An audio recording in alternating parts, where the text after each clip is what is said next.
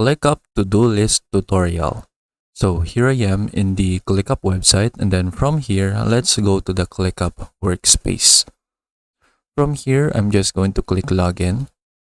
And then since my account is already saved in the browser, I'm automatically redirected to my ClickUp workspace. So if you're not logged in yet, just enter your account details and then you should be redirected right here. So in order to create like a to-do list, so it's very easy. But first, you need to have a space. So if you don't have a space yet, you can just click new space right here or just click the plus button right here as well. So for example, I'm going to create another space first. So I'll just put sample space as the name. Then you can also use templates if you want. So you can choose some other templates right here. So if you have like a particular function in mind, like project management, blockchain ecosystem, marketing, engineering, and so on, you can use the templates right here. If not, you can just go ahead and create a regular space and then using the regular templates right here. So you can choose if you want to have the starter workflow or the marketing team's workflow, project management, or project and engineering. So there will be a difference in what template that you use. So as you can see, the task statuses changes depending on the template that you are using, and then as well as the default views and then the ClickUp applications. So for example, I'm just going to use a starter workflow. So I have the list and then the board as the default views, and then I have some basic statuses right here for the to-do list. So you have to do, in progress, and then complete. So if you want to change that, you can change it right here. But first, I will create the space. So now that the space is created, it already created like a list right here. So if you want to make a to-do list, the feature that you will need right here in ClickUp is a list. So if you don't have a list yet, you can just simply go to the space and then click the plus button right here, and then it says create folders, list, documents, and more. So if you don't have a list yet, so just click list right here, and then you can name your list. So for example, I'll just name this a simple to-do list. Then click create, and then I have my to-do list right here. So from here, you can choose some fields that you need to have in your list. But if not, you can just close that, and then you have the simple list right here with the name of the task, and then the assignee, the due date, and then the priority. So for example, let's have a sample to-do list right here. So let's say buy groceries, and then take out trash, for example, and then cook food. So this is just a simple to-do list. So now, if you want to change the status of your to-do list, you can just simply click the circle right here, and then you can choose if you want to make it in progress, and then if you want to make it complete, you can just click complete right here. And then as you can see, the completed task is not shown here. So this is because the default view is that when you complete a task, they will be hidden right here in your list. So to view the completed tasks, you can just click this one, the closed right here. So as you can see, quickly show closed tasks. So you can see the completed tasks right here. So if I click this again and then make this complete, so as you can see, they will be transferred right here to the completed tasks. So this is a very simple to-do list. And then what you can do is that you can make more lists right here about a certain function.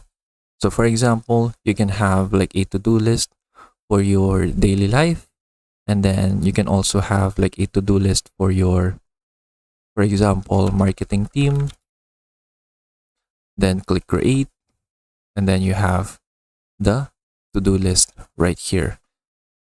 And then what you can do, instead of just using the basic statuses right here, you can use custom statuses. So you have two types of status. You have the inherit from the space, or you can use custom statuses. So if you choose inherit from space, they will just use all of the task status that is right here in the name of your space. So in my case, I have sample space. And then if I go to task statuses, so these are the statuses that it is using.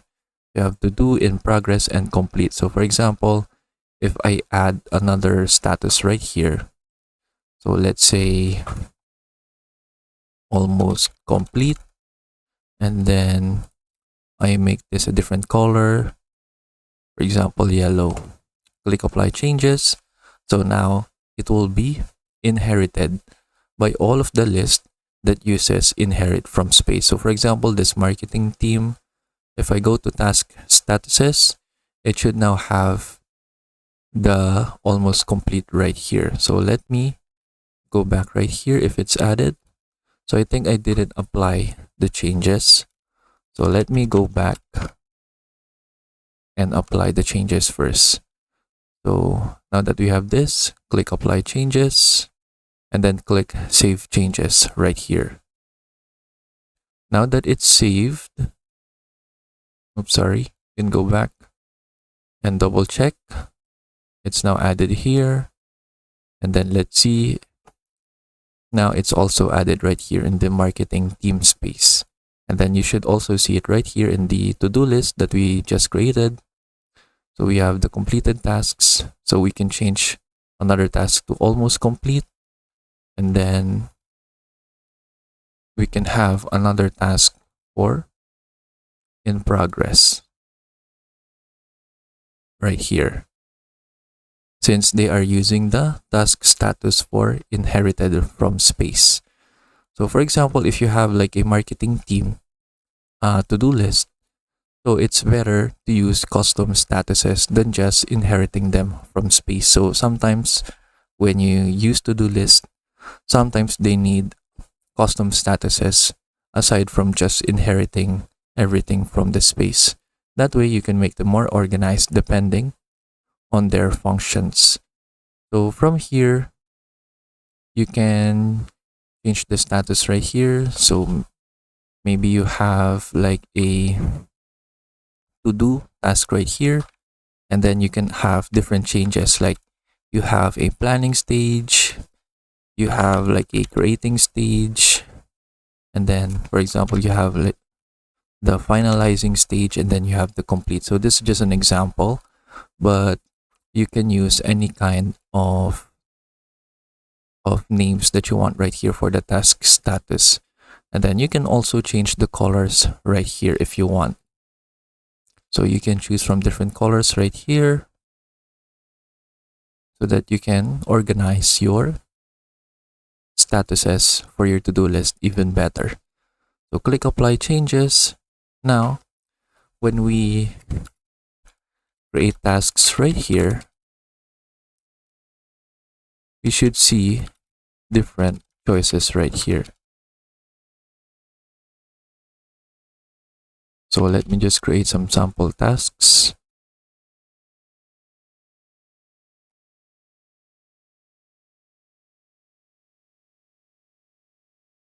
So now that we have this, we can change them to different task statuses right here. So as you can see, like that. So it's up to you in how you will customize your to-do list. So this is just a simple way in how you can do it. And also, as we tackled earlier, instead of just using custom statuses, you can also just use templates right here. So for example, we can find a list that is focused on marketing. So maybe like this one, the marketing campaign management. We can use that. Click use template. And then let's create another list right here. So you can name your list name however you want. But if you don't use a name, they will just use the default name right here, which is marketing campaign management. So if I click use template, it should now create the list right here for marketing campaign management. So let's just wait for it to finish. So right now it's pending. So we'll just wait for this to finish uploading. Now that it's finished, you can see the template right here, the marketing campaign management. It also has a guide right here in how you can use it. And then you can see the list right here. And then as you can see, you have your to-do list right here for your marketing team. So you already have like pre-assigned values right here that you can use. And then that is it. So that is how we can create a to-do list right here in ClickUp. I hope you learned how to do it. And thank you for watching.